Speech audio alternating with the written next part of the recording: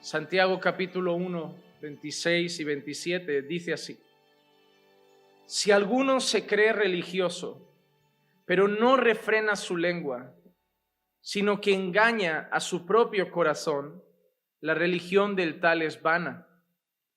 La religión pura y sin mácula delante de nuestro Dios y Padre es esta: visitar a los huérfanos y a las viudas en sus aflicciones y guardarse sin mancha del mundo.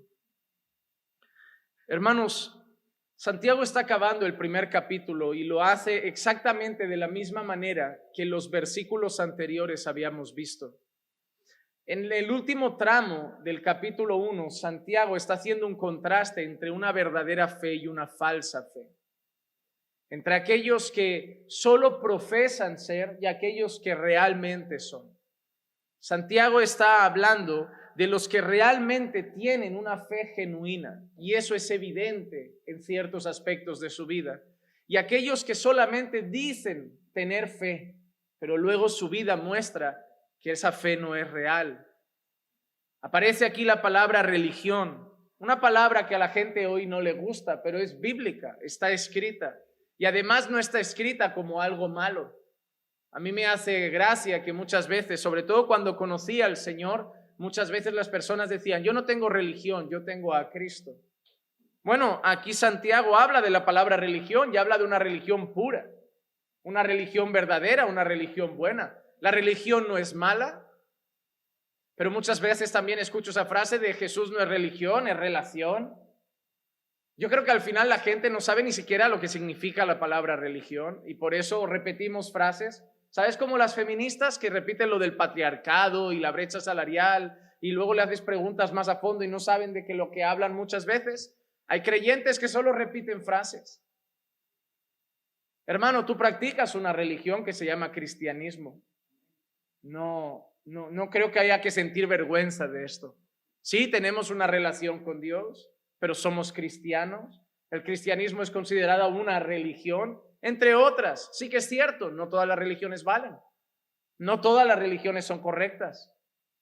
La palabra religión simplemente nos expresa a alguien que profesa una fe y adora a Dios, que tiene unas creencias en una deidad, y nosotros profesamos una religión en base a las Escrituras. Y además de profesar esa religión, tenemos una relación con el Señor. Pero la palabra religión no es mala. Hay religiones que son falsas, hay religiones que son verdaderas. Hay buena religión y hay mala religión. Como veremos hoy, hay una religión vana y hay una religión pura y sin mácula. Así que espero que podamos ser parte de los que tienen esa religión pura y sin mácula. Pero lo que Santiago está haciendo de una manera muy clara es en los últimos versículos mostrar que hay dos tipos de personas, dos tipos dentro de los que llamamos creyentes. Y esos dos tipos de personas son los que dicen ser cristianos y lo son, y los que dicen ser cristianos pero no lo son. Una religión sincera y una religión solo de apariencias es el tema principal que Santiago ha tratado en los versículos pasados. Miren lo que dijo en lo que vimos anteriormente, capítulo 1, versículo 21 y 22. Por lo cual, desechando toda inmundicia y todo resto de malicia, recibid con humildad la palabra implantada, que es poderosa para salvar vuestras almas. Sed hacedores de la palabra y no solamente oidores, que se engañan a sí mismos, que se engañan a sí mismos. Sed hacedores de la palabra y no solamente oidores, que se engañan a sí mismos. Y es ahí donde Santiago explicaba que había personas que simplemente oían y eran como si miraran su rostro en un espejo y luego se olvidaran de lo que habían visto. Se engañaban a sí mismos creyendo que con oír la palabra del Señor valía. Y luego el Señor muestra a otro grupo de personas que son aquellos que oyen y al mismo tiempo la practican. Así que hace un contraste entre ser solo oidores que se engañan a unos mismos y ser practicantes de la palabra, refiriéndose a los que son fieles al Señor. Y qué curioso que cuando habla de los que son solo oidores, dice que se engañan a sí mismos, Y el principio de nuestro texto ha dicho, si alguno se cree religioso pero no refrena su lengua, se engaña a sí mismo, engaña a su propio corazón. Vuelve a usar la misma expresión. En el antiguo pasaje que hemos trabajado, Santiago divide el grupo en dos. El que tiene una fe verdadera es el que escucha la palabra y obedece la palabra. Y el que tiene una fe falsa es el que escucha la palabra pero no la practica. Lo que está haciendo Santiago, y por eso dijimos que era un libro muy práctico, es llevarnos a examinar nuestra fe. A examinar nuestra fe. Para saber en qué grupo de los dos estamos. Porque los dos pueden estar en la iglesia, pero solo unos son salvos. Hermano, estar en la iglesia no salva. Porque muchos llegarán y dirán, Señor, Señor. Y eso será gente que habrá estado en el culto, que habrá cantado alabanzas, que habrá estado en las reuniones de oración, pero no habrá sido sincero en su profesión de fe. Santiago está dando evidencias de cómo es una fe verdadera. Hermanos, por mucho tiempo hay gente que ha creído en religión hecha por obras, en salvación por obras, en buscar nuestra propia justicia, en vive así y serás salvo. Pero eso no es lo que Santiago está enseñando. Lo que Santiago está diciendo es que si eres salvo, vivirás así. Pero hay una cierta manera de vivir en aquellos que son salvos.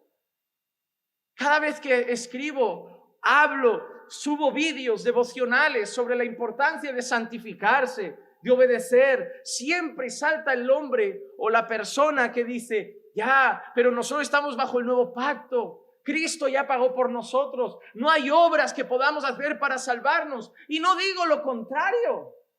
Ninguna de nuestras obras nos va a salvar. Nuestra justicia solo puede venir de Cristo.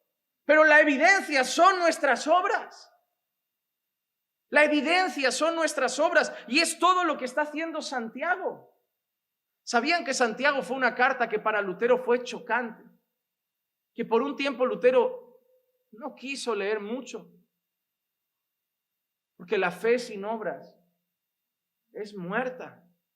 Hermanos, Santiago nos va a estar hablando mucho de conducta cristiana para dejarnos claro lo siguiente, y es sencillo: si eres verdaderamente creyente, vivirás así. Estas serán las pruebas de que has nacido de nuevo. Sí, la salvación es por gracia mediante la fe en Cristo, pero la fe en Cristo transforma vidas, te da un nuevo corazón. Y se nota en tu manera de vivir. Cristo dice cómo deben vivir sus discípulos. Todo el Sermón del Monte enseña cómo vivir la vida cristiana. Cómo vivir, amar a los enemigos, poner la otra mejilla, perdonar a los que nos ofenden y tantas otras cosas. La conducta habla de nuestra fe. Y en el primer tramo de esos versículos, Santiago lo dejó muy claro. El que escucha y no hace se engaña a sí mismo creyendo que es cristiano, porque no lo es. Se engaña a sí mismo. Se quiere convencer e incluso intentar convencer a otros de que es creyente, pero no lo es. El que o escucha y no hace se engaña. Pero el que recibe con humildad la palabra y la pone por obra, ese es de Cristo. Ese es de Cristo. Son las marcas de una fe verdadera. Y hoy Santiago hablará de lo mismo, de una religión que no salva. Una religión que Santiago llama vana. Vana. La palabra vana, escrita por Santiago aquí, es la palabra en griego mataios. La palabra mataios significa sin sentido o sin valor, que no tiene valor ninguno.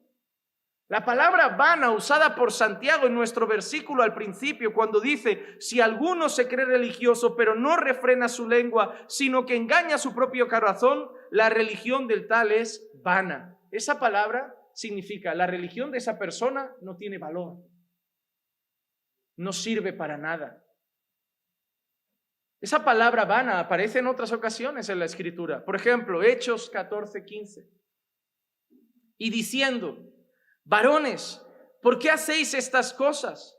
Nosotros también somos hombres de igual naturaleza que vosotros, y os anunciamos el evangelio para que os volváis de estas cosas vanas a un Dios vivo, que hizo el cielo, la tierra, el mar y todo lo que en ellos hay.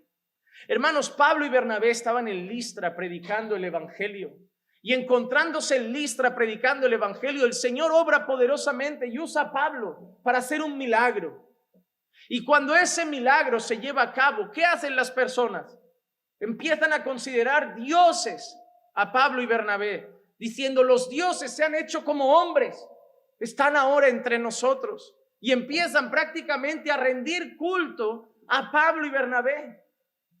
¿Por qué? Porque había habido un milagro y ellos pensaban que el milagro lo había hecho Pablo. Pero lo sabemos nosotros los creyentes, que nosotros no hacemos milagros, los hace Dios a través de su pueblo, en respuesta a nuestras oraciones, en respuesta a nuestro clamor. Hermano, nosotros no somos milagreros. Dios hace milagros, Dios hace proezas, respondiendo al clamor de su pueblo. Nosotros pedimos sana y Dios sana, pero yo no sano. Nosotros pedimos haz y a veces Dios hace, pero yo no hago. Nosotros rogamos al Señor, el poder es del Señor. Pero estos hombres empezaron a adorar a Pablo y Bernabé. Les cambiaron los nombres, verán que tienen nombres de planetas: Júpiter, Mercurio. Y en ese momento Pablo los mira y ¿qué les dice? Somos como vosotros. Somos hombres como vosotros. Y la expresión que usa Pablo es la siguiente: y nosotros os anunciamos el evangelio para que os volváis de estas cosas vanas a un Dios vivo. ¿Qué cosas vanas? La adoración que estaban haciendo, el culto a otros dioses.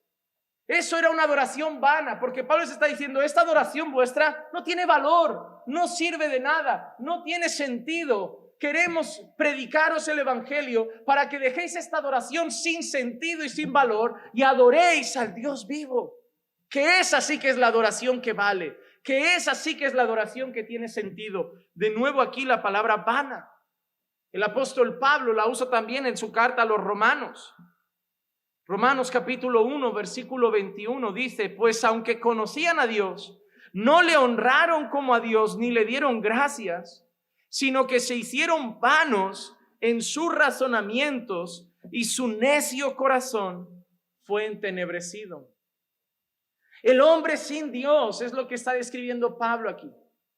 Conocieron a Dios, sabían que Dios existe, sabían que Dios es real, pero no le quisieron adorar a Dios. Es más, prefirieron adorar a la criatura en vez de al Creador. Crearon dioses con imágenes de animales y los adoraron y le dieron la espalda a Dios. Dios acabó entregándolos a pasiones desordenadas, a cosas vergonzosas. Pero ¿qué dice Pablo de sus razonamientos? Que se hicieron vanos. Sus pensamientos no tenían sentido. Habían cambiado a Dios por la criatura. Habían dejado al Creador por la creación. Habían dejado de mirar al Todopoderoso para mirar a sí mismos o hasta los animales. Y le habían dado la espalda a Dios porque sus pensamientos se habían hecho vanos. Ya no tenían valor. Lo que piensa el hombre cuando está sin Dios, hermano, nada tiene sentido. El hombre sin Dios en su mente está entenebrecido. Sus pensamientos no tienen vida, no tienen fundamento lógico. Sin Dios no, sin Dios no. Mira lo que dice Efesios 4:17. Esto digo pues y afirmo juntamente con el Señor, que ya no andéis así como andan también los gentiles en la vanidad de su mente. En la vanidad de su mente. ¿Cómo andan los impíos en su mente? En la vanidad de su mente. Pensamientos sin sentido, sin valor. Hermano, la palabra vanidad a veces la puedes encontrar en la Biblia con otro significado. Por ejemplo, Salomón usa la palabra vanidad para expresar que algo es pasajero. Vanidad de vanidades, todo es vanidad. Hay un libro que empieza así, pero se refiere a que todo es un soplo, todo es pasajero. pero en este caso no. En este caso, la palabra banal, vano, es que no tiene sentido, que no tiene ningún significado, ningún valor en sí mismo. Y es por eso que Santiago la utiliza. Y Santiago nos ha dicho esto: si alguno se cree religioso, y no lo usa como una palabra mala, La palabra religioso no es mala. A mí cuando alguien me dice, ¿eres un religioso? Sí, tengo una fe, tengo unas creencias, soy religioso, no me ofende, no me ofende, no nos debería ofender.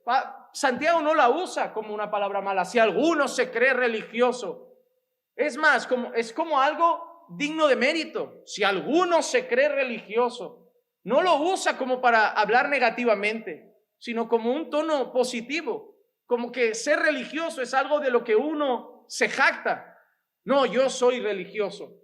Pues Santiago dice, si alguno se cree religioso, pero no refrena su lengua, su religión no vale de nada. Eso es lo que Santiago está diciendo. Su religión no tiene valor. Su religión no tiene sentido. Está bien ser religioso para Santiago, si la religión es la correcta. Y entonces, lo que Santiago vuelve a hacer, como ha hecho antes ha dividido el grupo en dos, ¿verdad? El que escucha y no hace, y el que escucha y sí hace. El que solo es oidor, ¿qué hacía consigo mismo? Se engañaba, ¿verdad? Él dice, soy creyente, soy religioso, yo creo en Cristo, pero se engañaba. No es creyente al final y al cabo, no ha nacido de nuevo. ¿Y cuál era la evidencia? No practicaba la palabra. Pero ¿cuál es el que está en el otro grupo? El que practica la verdadera religión, tiene una fe verdadera, aquel que escucha y hace. Aquel que escucha y hace. Por eso Santiago dice, vosotros creyentes, no seáis solo oidores, sino hacedores de la palabra. Hoy Santiago vuelve a hacer dos grupos.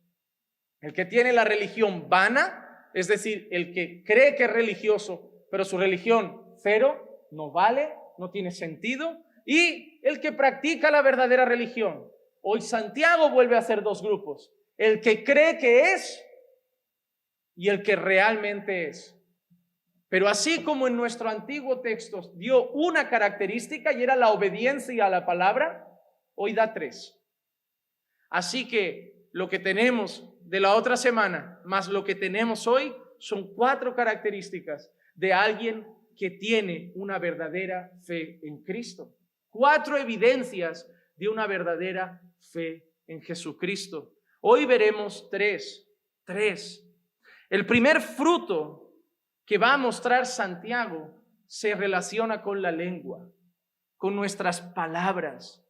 Es un tema que Santiago ya ha tratado de manera superficial un poco en textos anteriores, el dominio de la lengua. Santiago, por ejemplo, el versículo 26 dice, si alguno se cree religioso, pero no refrena su lengua, sino que engaña a su propio corazón, la religión de tal es vana. La primera característica es esta. Cuando nosotros realmente hemos nacido de nuevo, se tiene que ver en nuestra forma de hablar. En nuestra forma de hablar.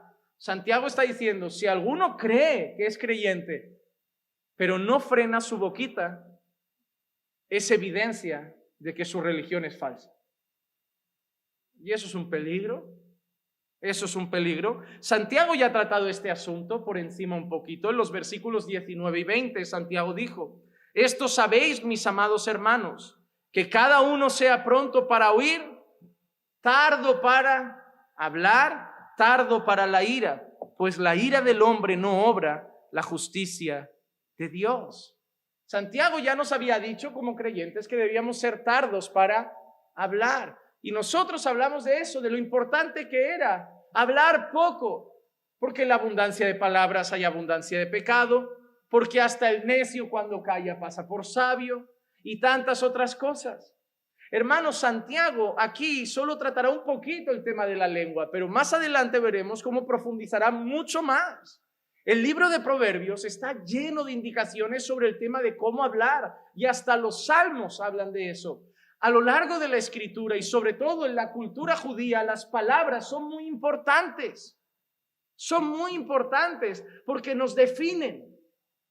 Nos definen tu forma de hablar, tu manera de decir las cosas, las conversaciones y el tono en el que hablas te definen. Te define. Y por eso quiero que prestemos atención a esto. Porque nos debemos examinar. Porque un día te trajeron al altar, repetiste una oración y que te dijeron y te aseguraron que ya eras creyente.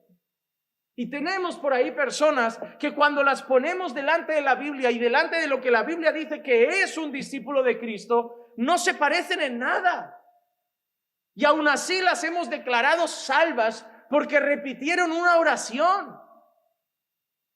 No hay gente que lo hizo en su iglesia y hasta le dice, no, anota la fecha. Como si eso hubiera cambiado todo.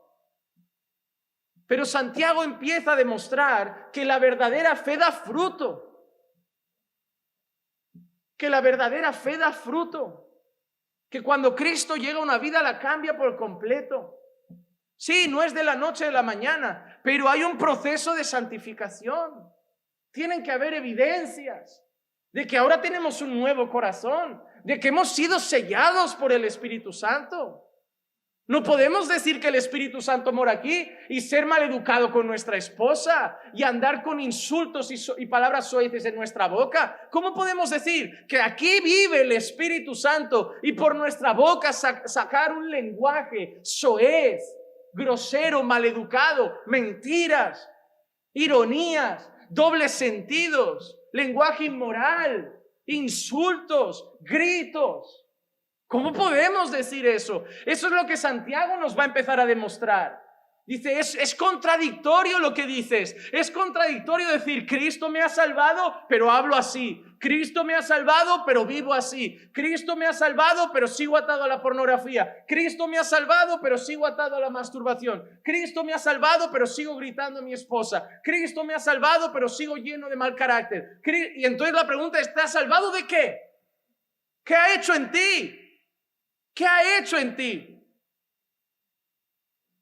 Hoy se habla de la salvación como si no hubiera regeneración, nuevo nacimiento. Aquel que está en Cristo, la misma criatura es. No, es así, nueva.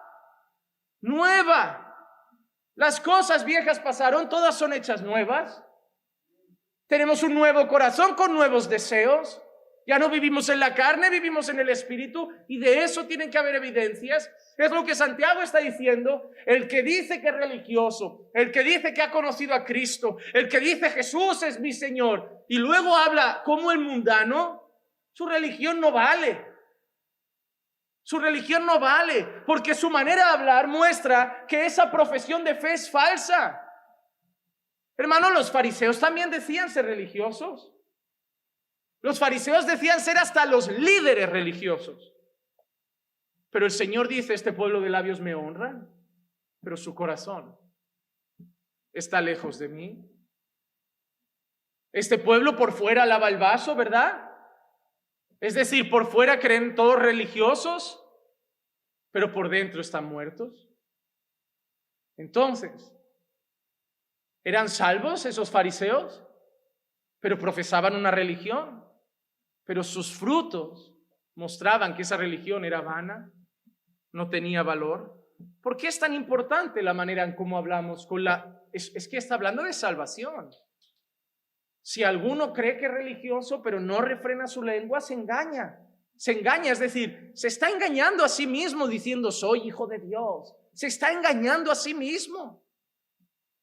¿Y por qué es tan importante la manera en cómo hablamos con algo tan grande como la salvación de nuestra alma?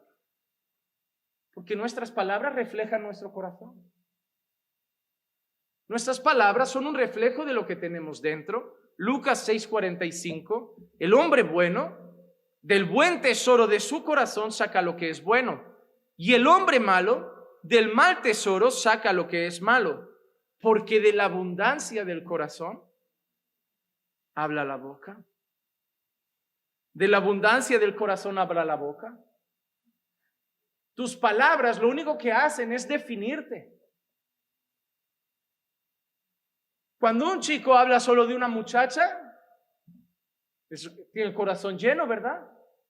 Ay, es que fulanita, es que fulanita, es que fulanita, es que fulanita. Tú ya sabes lo que reina en su corazón. Fulanita. Si solo habla de fútbol, ya sabes lo que gobierna su corazón.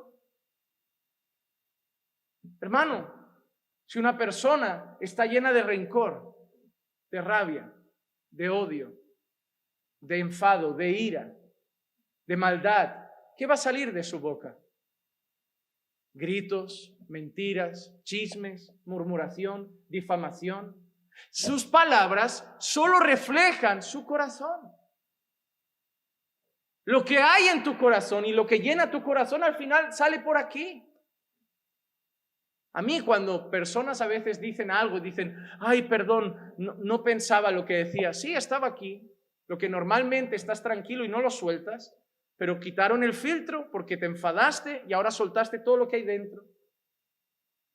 Por eso, en un matrimonio muchas veces, cuando hay un momento de tensión grande, una de las dos partes acaba recordando errores del pasado que teóricamente se habían perdonado. Porque tú hiciste, porque tú esto, porque... Y tú dices, pero no me habías perdonado. Esa es la evidencia de que no se decía, pero seguía aquí dentro. Seguía aquí dentro, porque cuando hubo un momento de tensión, de ira o de enfado, salió por la boca. Y si salió por la boca, ¿de dónde sale? Según la Escritura, del corazón. Ahí estaba, todavía no se había arrancado de ahí. Todavía no se había arrancado de ahí. Entonces, hermano, lo que llena nuestro corazón se expresa por nuestros labios. Por eso está hablando Santiago de la lengua. ¿Dices que tu corazón está lleno de Jesús? ¿Dices que tu corazón está lleno del Evangelio? ¿Dices que tu corazón está lleno de la palabra de Dios? ¿Dices que tu corazón es propiedad del Espíritu Santo? Que se muestre, ¿no? ¿Dónde? Tus palabras. ¿Cuánto de Jesús hay en tus palabras? ¿Cuánto evangelio hay en tus palabras? ¿Cuánta gracia hay en tus conversaciones? ¿Cuánta palabra de Dios hay en tus charlas?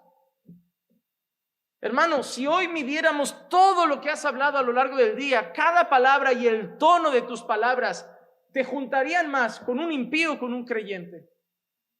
Por tus conversaciones. Ah, pero bueno, es que he estado en el trabajo. El creyente hasta en el trabajo, Dios está presente. No significa que estoy predicando todo el día.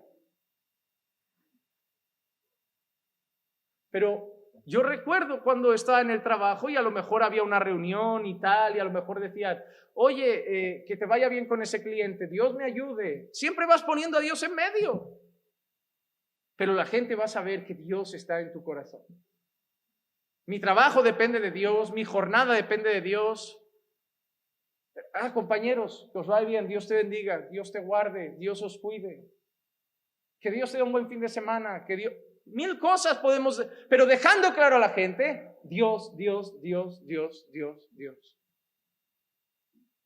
Ahora yo te pregunto, si midiéramos las palabras de toda esta semana tuyas, ¿se parecen más a las conversaciones de un impío o las de un creyente? Y hablamos del trabajo, pero ¿y las que habéis tenido en casa? ¿Y tus conversaciones de matrimonio?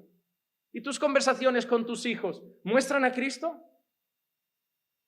¿Habéis hablado de Jesús en casa? ¿Habéis hablado de la palabra en casa? ¿Habéis hablado del Señor en familia? Hermanos, las conversaciones reflejan nuestros intereses.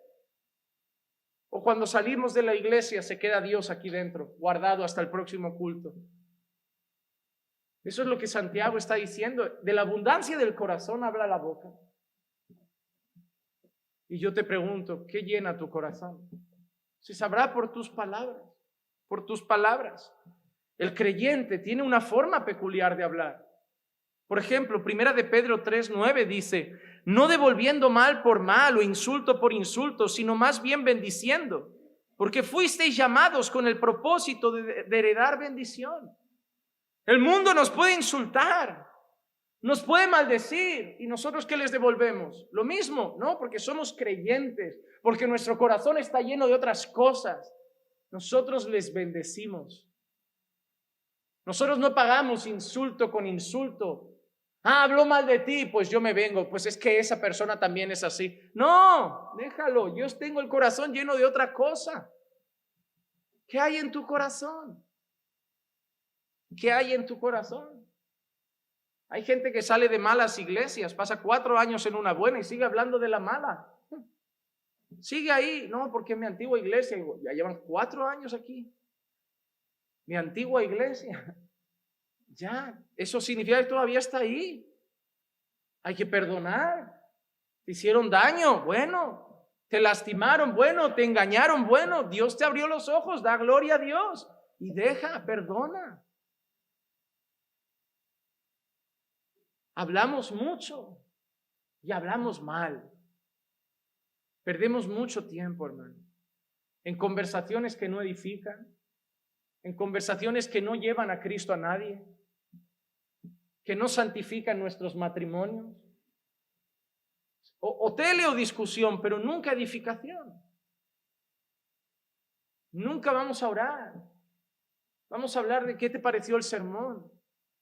¿Dónde te dio más a ti en el corazón? ¿Qué te habló el Señor? Ojalá podamos ser como este salmista en el Salmo 71:8. Llena está mi boca de tu alabanza y de tu gloria todo el día. Hermano, ese es el deseo de mi corazón. Que si voy a hablar, sea del Señor. Que mi boca se llene de su alabanza. Él es tan grande, Él es tan majestuoso, Él es tan glorioso, que hay tanto que decir de Él. Y todo bueno. Y todo bueno. Hermanos, la primera cosa que dice Santiago es esa. Si alguno cree que tiene una religión verdadera, si alguno cree que tiene una fe sincera en Cristo, primera cosa, se debe ver en sus palabras. Debe refrenar su lengua. Debe tener dominio propio. Debe controlar todas las palabras que salen de su boca para que impartan gracia, para que edifiquen, para que muestren a Cristo. Ya sea que comamos, bebamos o hablemos, debemos hacerlo todo para la gloria de Dios. Segunda característica que da Santiago de una fe verdadera. Se trata de la compasión y el amor por los más desamparados. Versículo 27. Santiago dice: la religión pura y sin mácula delante de nuestro Dios y Padre es esta. ¿Cuál es la verdadera religión? ¿Cuál es la religión correcta? ¿Cuál es la religión adecuada? ¿Cuál es la evidencia de una verdadera fe en Cristo? Visitar a los huérfanos y a las viudas en sus aflicciones. Visitar a los huérfanos y a las viudas en sus aflicciones. Así como antes Santiago mencionaba una religión vana y sin valor, ahora Santiago habla de una religión verdadera, pura y sin mácula. Y la primera cosa que dice es que quien practica una verdadera fe, cuida, y en este caso menciona un grupo que la Biblia suele mencionar juntos: huérfanos y viudas. Lo que Santiago está diciendo es que cuida de los más desfavorecidos. Habla de tener compasión por los que sufren. ¿Por qué? Porque eso es un reflejo de Dios. Hermano, huérfanos y viudas han estado en la boca de Dios muchas veces. Por ejemplo, Isaías capítulo 1, 10 al 17. Me encanta este pasaje. Oíd la palabra del Señor, gobernantes de Sodoma. Escuchad la instrucción de nuestro Dios, pueblo de Gomorra. ¿Qué es para mí la abundancia de vuestros sacrificios?, dice el Señor. ¿Hacían sacrificios? Sí, ¿verdad? Pero mira qué dice el Señor. ¿Qué son para mí? Mira qué sigue diciendo. Harto estoy. ¿Hacían sacrificios a Dios? Eso era su manera de rendir culto. Era su religión, ¿verdad? Y Dios les dice que está harto. ¿Te imaginas que Dios viniera hoy aquí y dijera: ya estoy harto de vuestras canciones? Ya estoy harto de que os juntéis en días de estudio bíblico. Estoy harto ya de esta pantomima. ¿Te imaginas? ¿Cómo nos daría vergüenza? ¿Te imaginas que Dios te dijera, estoy harto de que juegues a ir al culto? Estoy harto de que juegues a ir a la iglesia. ¿Te imaginas?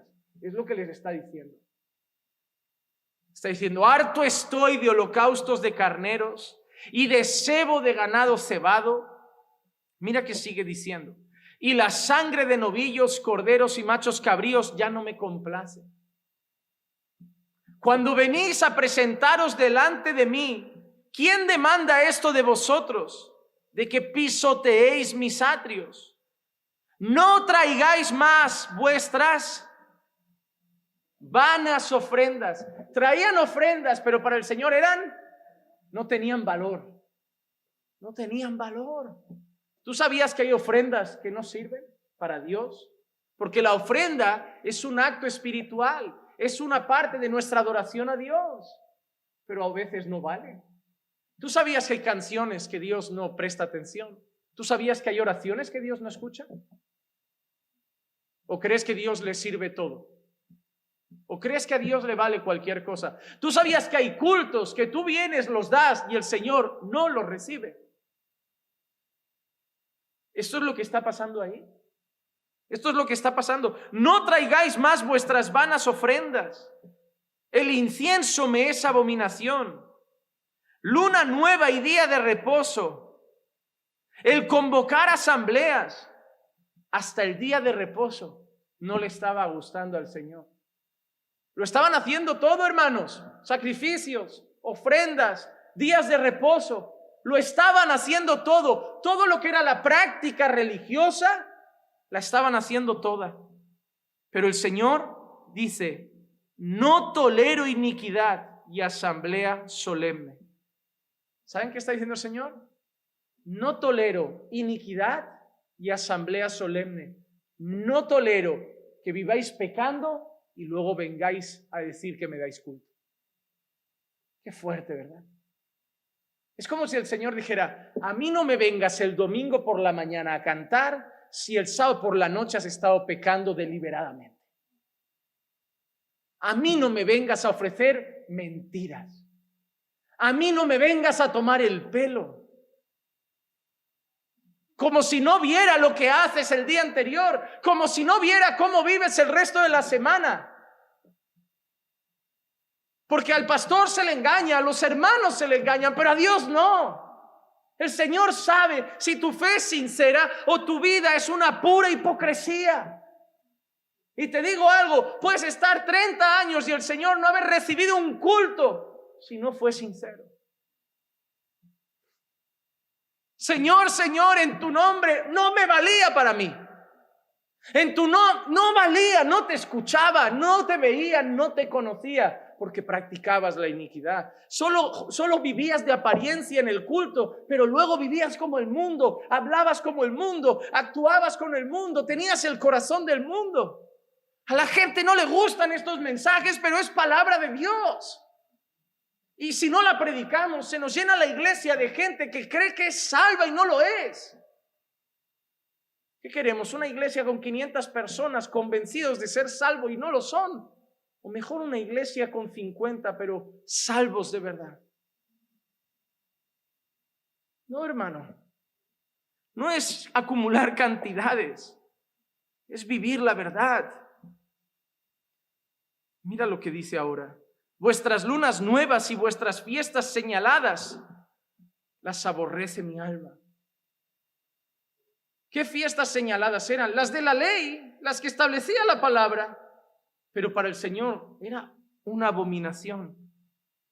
Se han vuelto una carga para mí. Estoy cansado de soportarlas. Hermano, está hablando de todo el culto que se hacía para el Señor. Hoy es día de reposo. Hoy es día de tal. Hoy es esta fiesta. Y el Señor dice, me tenéis cansado. No me gusta que lo hagáis. Porque lo hacéis en mi nombre, pero sois falsos.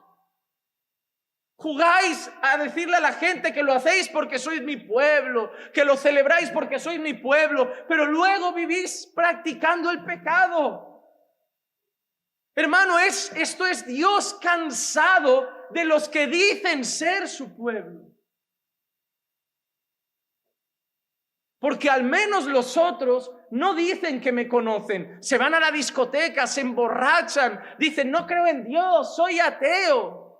Pero tú te presentas como si fueras mi hijo y luego haces eso. Hablas así, vivís así en casa. No. Es como decir, no me vengas con historias, no me vengas con cuentos. A mí no me engañas. Hermano, yo cuando preparo estos estudios, a mí me da temor. A mí me da temor. Dios no es burlado, hermano. Y cuando extendáis vuestras manos, ¿cuándo qué? Porque además es el gesto, ¿no? De no, qué adoración más profunda. Cuando extendáis vuestras manos, esconderé mis ojos de vosotros. Tú estarás así como, no, Señor, y yo ni te miro. Falso. Qué palabras duras. Extender las manos. Qué gesto todavía más de teatro, ¿verdad? No solo estoy mal, sino además finjo que soy el más espiritual, como, oh. Y el Señor dice, ni te miro. A mí no me engañan tus manos levantadas. Tus rodillas ahí, tus lagrimitas. A mí no me engañas. Estas palabras son tremendas, hermano. Son muy fuertes. Son muy fuertes. Aunque multipliquéis las oraciones. Pero tú ves lo que está diciendo el Señor. Aunque me hagáis una cadena, 30 oraciones seguidas, 30 horas. Aunque multipliquéis las oraciones, no las escucharé. No, hermano, a mí me da temor. A mí me da temor. No por orar mucho, Dios está escuchando más. ¿Oras para qué? ¿Para luego salir y seguir gritando a tu mujer? Especialmente para los maridos, que hay una parte que dice que según cómo tratemos a nuestra mujer, nuestra oración puede ser entorpecida. Es como Dios, primero a ella la gritas y luego a mí me vienes como un corderito. Primero ponte a cuentas con tu esposa, trátala con respeto y luego ven a hablar conmigo. Muy fuerte, pero tú ves esta frase, aunque multipliquéis las oraciones, no escucharé. Vuestras manos están llenas de sangre. Mira qué expresión. Era un pueblo que oraba, que hacía culto, que hacía las fiestas, que practicaba todo lo que la ley demandaba, pero luego por fuera, llenos de sangre. Y mira qué dice el Señor. Lavaos, limpiaos, quitad la maldad de vuestras obras de delante de mis ojos. El Señor no les dice, ya no me deis culto, pero primero hay que hacer algo. Arrepentíos y abandonad esa vida. Ahí escucharé vuestras oraciones. Ahí atenderé vuestros clamores. ¿Pero por qué? Mira qué dice. Cesad de hacer el mal, aprended a hacer el bien, buscad la justicia, reprended al opresor y defended al huérfano y abogad por la viuda. A los malhechores los abrazaban y a las viudas y a los huérfanos los dejaban ahí en una esquina, muriéndose de hambre. No son nuestro problema, que los cuide el Señor. Y luego iban a cantar a Dios. Permitían las cosas ilegales, las trampas, los robos, los hurtos, el adulterio, y luego iban a darle culto al Señor. Y el Señor les dice, no, limpiaos, dejad de hacer el mal. Hermano, Dios no te está diciendo no vuelvas a adorarme, pero el Señor a lo mejor te está diciendo arrepiéntete, porque si no, no voy a recibir tu adoración. En este caso, habían despreciado a los huérfanos y a las viudas. Mira qué decía la ley, por ejemplo, Éxodo 22 al 24. A la viuda y al huérfano no afligiréis.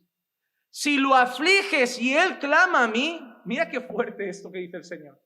Ciertamente yo escucharé su clamor y se encenderá mi ira y os mataré a espada y vuestras mujeres quedarán viudas y vuestros hijos quedarán huérfanos. Mira lo que el Señor le dice al pueblo.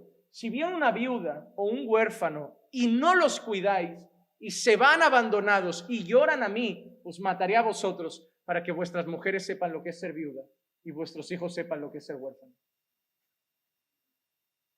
Fuerte, ¿eh? Este es el Dios de Juan 3:16, ¿eh? De tal manera amó Dios al mundo. Porque eso es una manera de amar. Porque somos tan malvados que si el Señor no les dice eso, no los cuidan. Pero así el Señor sabe, no, cuida a la viuda, que si no, la que se queda viuda es la mía. No, cuida a ese huérfano, que si no, mis hijos van a saber lo que es ser huérfano. Son malvados. Dios sabe que hay maldad en su corazón y por eso tiene que hablar a veces así a su pueblo.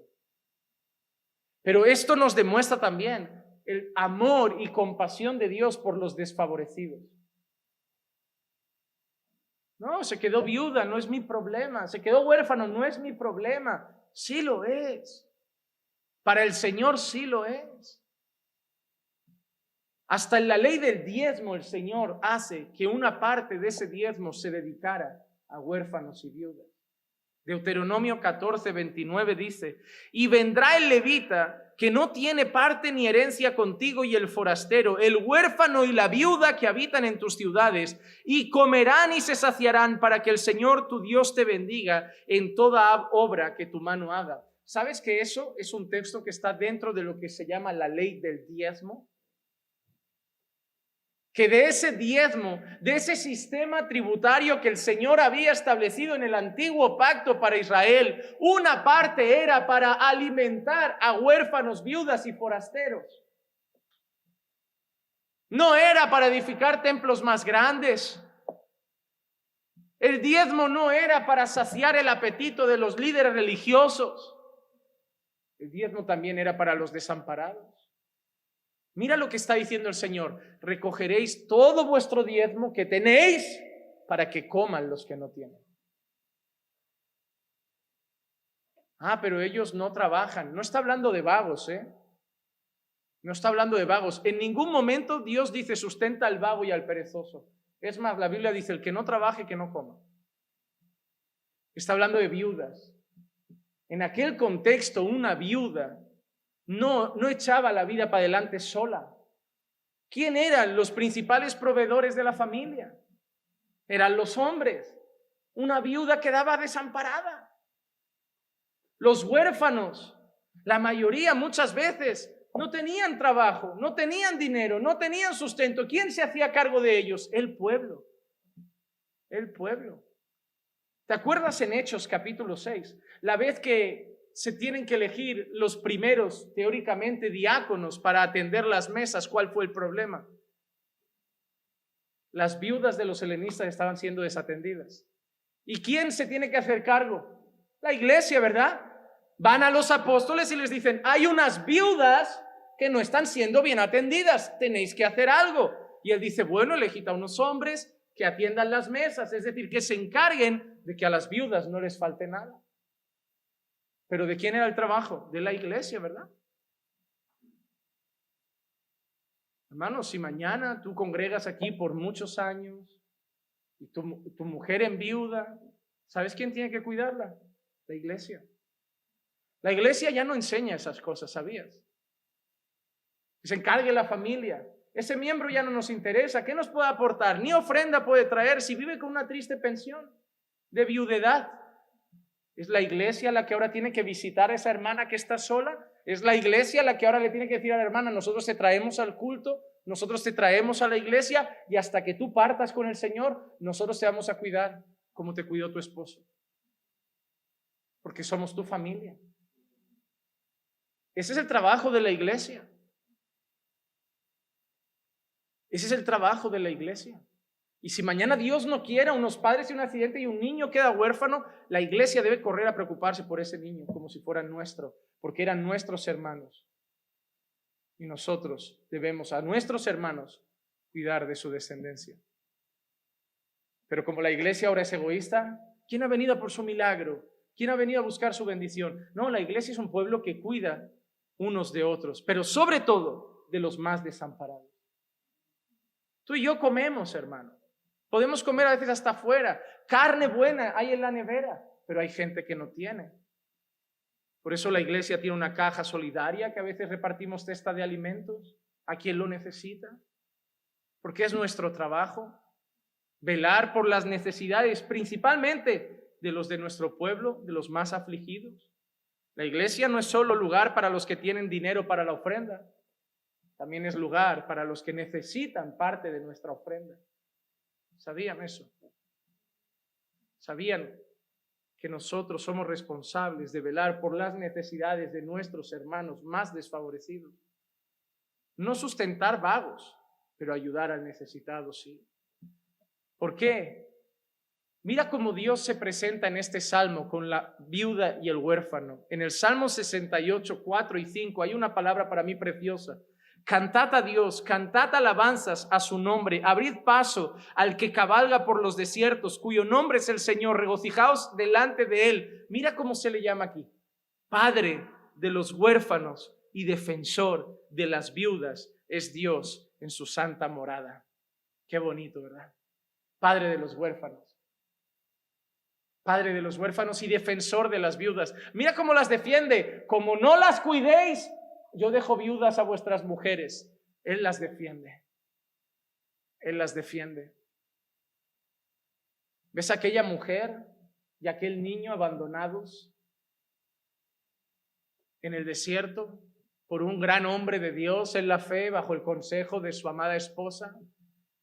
No es viuda, pero acaba de quedar abandonada. Él no es huérfano, pero su padre le acaba de dejar tirado.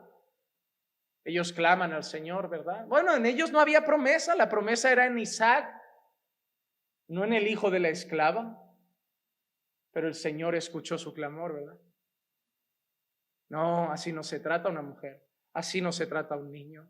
No los cuidáis vosotros. Yo voy a hacer de ese niño una nación grande y fuerte.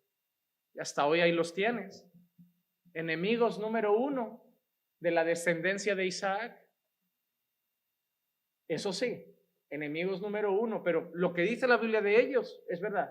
Feroces, enemigos de prácticamente todo el mundo, pero ricos en abundancia.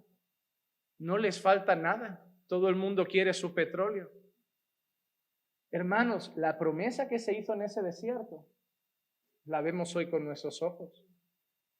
Ya saben qué nación es la que vino de Ismael. Ya lo sabemos. Así que en primer lugar, cuidar la lengua. En segundo lugar, un corazón compasivo, amor al prójimo. Y en tercer lugar, la tercera marca de una religión verdadera, la santificación. Y guardarse sin mancha del mundo. Qué bueno que aparezcan estas palabras, porque si solo hablas de cuidar de la viuda y del huérfano, la gente se monta una ONG y ya está. Porque hoy hay cristianos que haciendo obras de caridad creen que están bien con Dios. No, yo reparto comida a los pobres. Yo visito a los enfermos. Está bien. La compasión es una de las marcas, pero no es la marca. Hermanos, Santiago no ha hecho la lista justa, es decir, si hablas poco y bien, si ayudas a los desamparados y si obedeces la palabra, no, es una lista, pero no es exclusiva. Santiago está empezando a ofrecer evidencias de que realmente somos creyentes. Habló de obedecer la palabra. Ha hablado de cuidar nuestra boca, ha hablado de compasión con los desfavorecidos y ahora dice guardarse sin mancha del mundo para recordarnos que la santidad es una marca del verdadero creyente. Guardarse sin mancha del mundo. Otra vez usa un lenguaje que habla de vestiduras. Guardarse sin mancha. ¿Qué es lo que normalmente se mancha? Porque cuando yo voy por la calle no me suelo manchar la barriga. Si yo estoy en un restaurante comiendo espaguetis a la boloñesa, yo no me suelo manchar la barriga, pero siempre voy con camisa blanca, no sé por qué. Parece que voy a un restaurante, voy con camisa blanca y digo, ¿qué pido? Algo con mucha salsa. ¿Son así también? Siempre pasa. Y lo peor es cuando te toca predicar después. ¿Hay algún vídeo mío que yo predico así? Como para que no se vea la mancha de tomate porque no daba tiempo de cambiar. Una vez fui a una conferencia y la última me tocó y la mancha fue bien así. Y yo me aseguré que no lo cogiera la cámara. Yo estaba predicando como arrodillado un poco. Sería la predicación más espiritual que he tenido en mi vida. Pero este lenguaje de Santiago hace pensar en ropas. Miren este texto, Éxodo 19:10. El Señor dijo también a Moisés: ve al pueblo y conságralos hoy y mañana y que laven sus vestidos. ¿Saben lo que iba a hacer el Señor? Se les iba a presentar en lo alto de un monte. Justo después el Señor se presenta con truenos, relámpagos, en esa majestad y en esa gloria. Pero primero el Señor les dice: antes que se laven. Ahora tú enséñale eso a la gente que dice: Dios solo mira el corazón. Pues entonces, ¿para qué manda que se laven? De verdad es raro, ¿no? Porque es como si Dios dice: que yo voy a venir aquí a estar ante vosotros. A mí no me vengáis con ropa sucia, ¿eh? A mí no me vengáis con la ropa de ayer, ropa limpia. Hermanos, la frase que repito últimamente: tenemos acceso al trono de la gracia, pero el que está sentado en el trono sigue siendo ese Dios santo. Y Dios, de otra forma, le está diciendo al pueblo: vais a ver a Dios, no podéis venir ante Él de cualquier manera. El sacerdote, para entrar al lugar santísimo, había un ritual de limpieza y purificación. Esto siempre lo he visto curioso. ¿Alguna vez has visto rezar a los musulmanes? Tiene una costumbre. Antes de hacer sus rezos, sus oraciones, se lavan. Normalmente los pies, las manos y la cabeza. Porque como suelen ir con esas túnicas, es lo que queda al aire y lo que se puede haber manchado de polvo o cualquier cosa. Los pies, porque suelen ir con sandalias. Las manos, que es lo que suelen tener fuera, y en la cabeza. Y antes de presentarse ante Dios, se lavan. Y aunque oren 3 veces al día, 3 veces se lavan. Eso es religiosidad, sí, pero en todo hay una enseñanza detrás. Que ahora a ti te digan: hay que lavarse para orar, no. Pero ¿cómo hemos cambiado? Hemos pasado de lavarnos para presentarnos ante Dios, ahora orar ante Dios en ropa interior. Pasa, Señor, aquí de cualquier manera. ¿Por qué? Porque nos han presentado a un Dios como que ¿saben que parece que Dios es otro? Parece que hay un Dios en el Antiguo Testamento y un Dios en el Nuevo Testamento. Parece que en el Nuevo Testamento Jesús le dijo al Padre: déjame a mí ahora, que tú eres demasiado malote. Déjame a mí para tener una relación más guay con esta gente. No, hermano, las oraciones siguen teniendo que ser reverentes.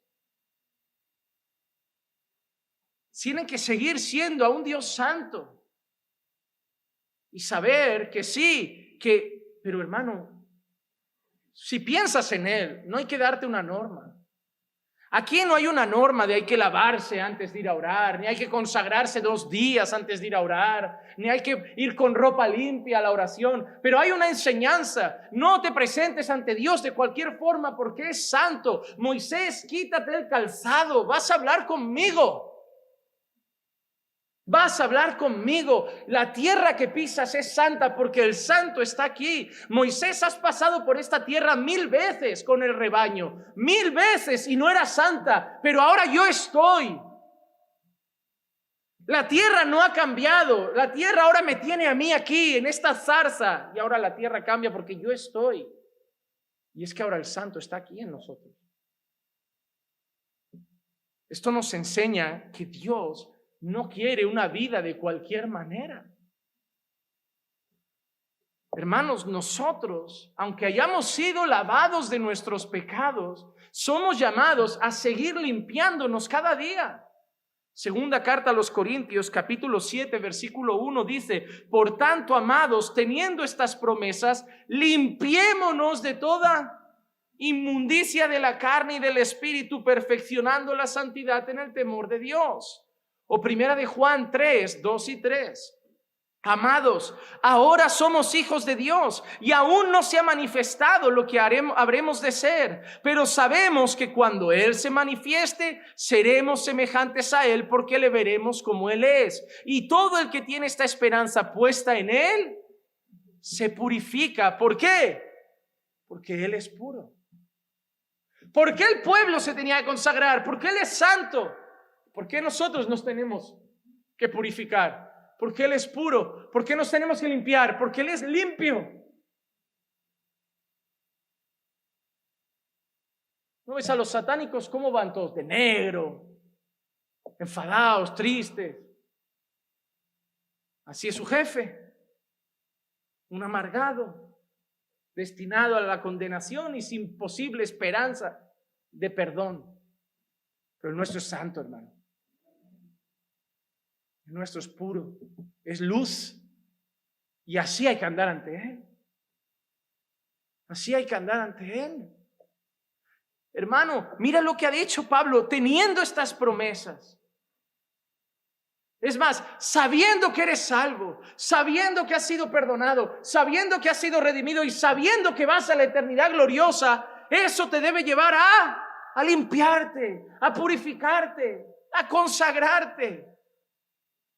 Hoy dice, no como Él ha pagado, vivamos como nos dé la gana. No, como Él ha pagado, limpiémonos. Santifiquémonos, que se vea con nuestra vida que realmente nos ha comprado el santo, que nuestro Dios es santo.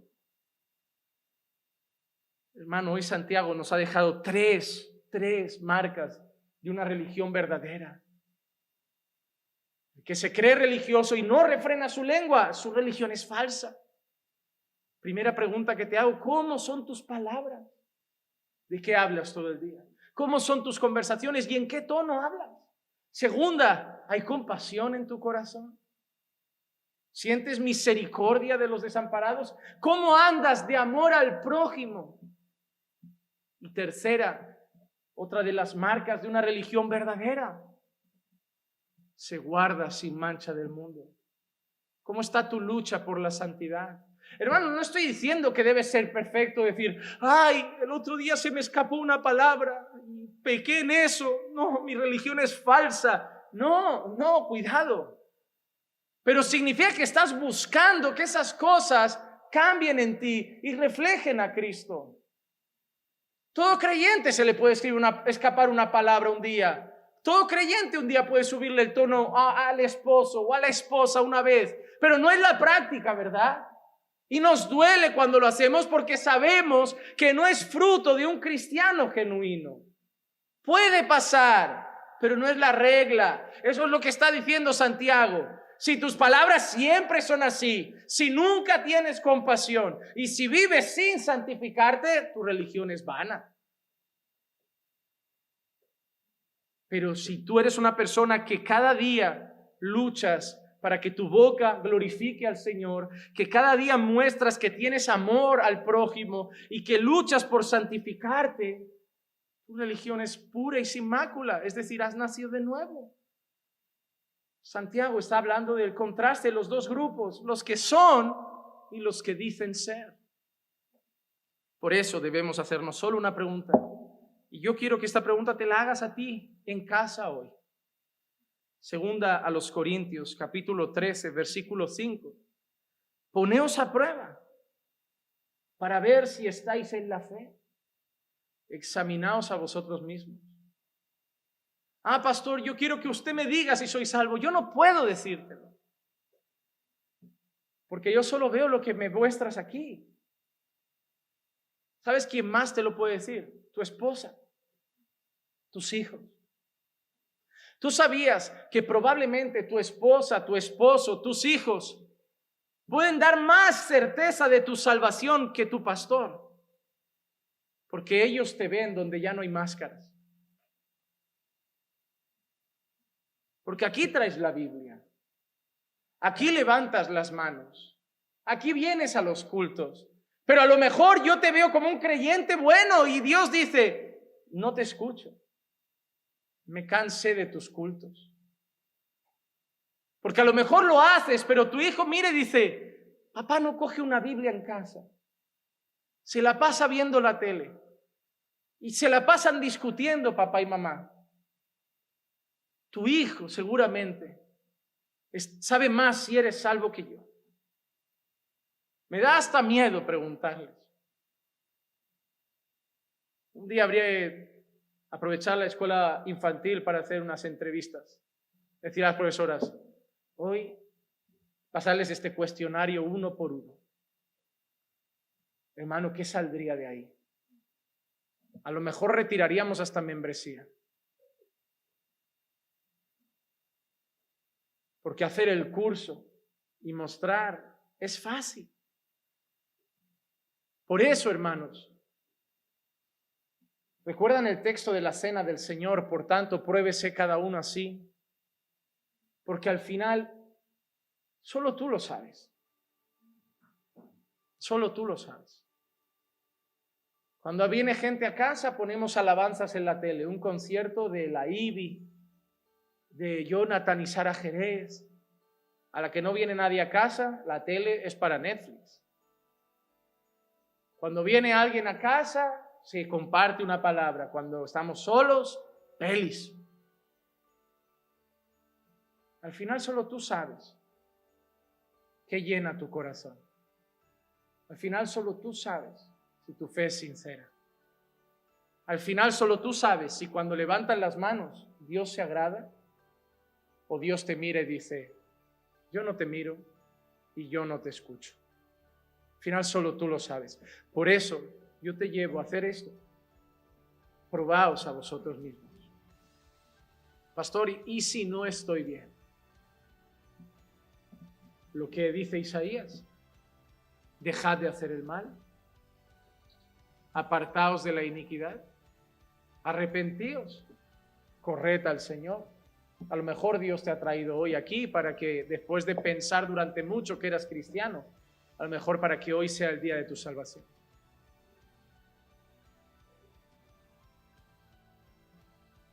Si estás aquí hoy es porque todavía hay esperanza, pero solo tú lo sabes. Que el Señor nos lleve a examinarnos y que podamos vivir vidas para su gloria. Vamos a orar.